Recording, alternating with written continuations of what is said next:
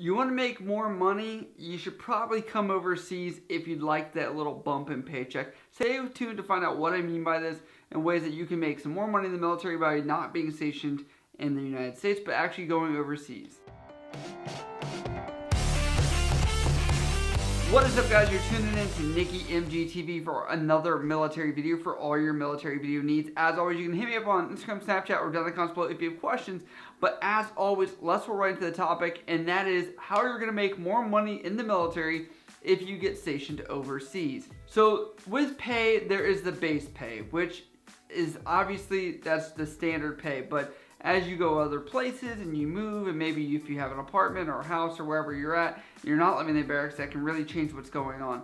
So I first want to break this down. The first thing I want to talk about is COLA, or what is known as cost of living allowance. So for example, in the States, I already make my American dollar. I'm going to make whatever that is when I'm in the States. But when you come overseas, the military or the government actually says, hey, we understand that products are going to cost more, maybe in Europe or something where the euro is stronger right now, or wherever you're stationed at. That money can actually not be as or our currency may not be as valuable. So when I first got to Rota, Spain, for example, I had to deal with the euro being very strong. 1 euro was worth about $1.60. So going to McDonald's alone, if you wanted to get some just burgers and fries, for two people was costing like 25 to 30 bucks. It was pretty insane. But I want to say with this, I actually ended up saving money because I was eating from the commissary on base. I was finding ways to not eat out as much because it did cost so much to eat out. We did have cost of living in order to subsidize, whatever issues we have for this and be able to enjoy buying stuff out on the economy there. That's partially the one benefit of having American military in these other locations. I've been getting tons of hate from my why you should be stationed Rota place because the cost of living allowance depends on where you're at, the conversion rate, and this is not a set price. So don't ask me about what is your cost of living allowance if I live here or there.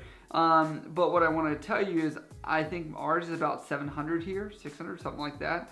So it's pretty nice. I'm able to save that money. And when I was in Spain, if I could relate this, I felt like I was getting paid like equivalent to almost 2 ranks up. It's just with how much money was coming in relation to what I was making back in the United States. Now I want to talk about some other stuff that you can make some more money. Obviously, your first tour, most of you guys are not going to be making your way out into town and living off base, things like that. But I will say, if you live out on the economy and the local housing market, you will make more money as well there. That is typically because you get two things: overseas housing allowance, or OHA, so we call it, and then you also get a utility allowance.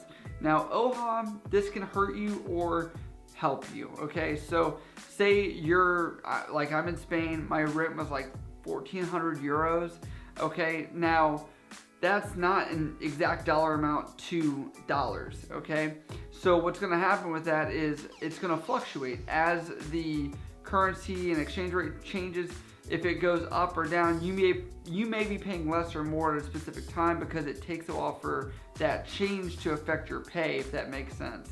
Now, where you may lose money is having to put deposits down for stuff because that's going to come out of your wallet. So here in Japan, I live in military housing, so I didn't have to pay anything to move in. I don't pay for electric, water. I don't have any bills as far as rent, electricity, or any of that stuff.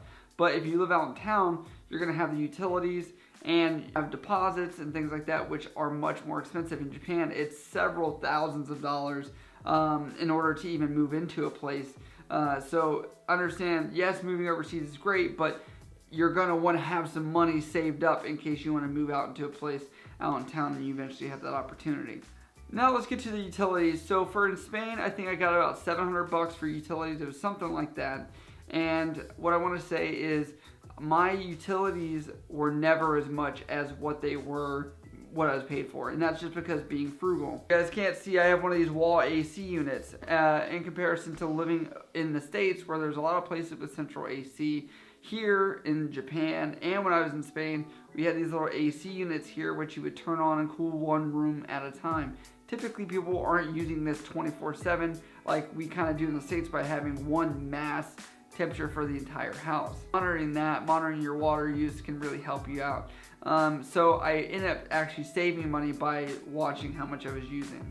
I did forget to mention as well that if you're with family, I know a lot of people are having dependents, kids, stuff like that. That cost of living allowance that I did talk about will be increased or more if you have dependents versus if you are by yourself. That's partially to subsidize the fact that many spouses and things like that will not have the opportunity to work, sometimes based on SOFA agreements or agreements with the host country, host nation.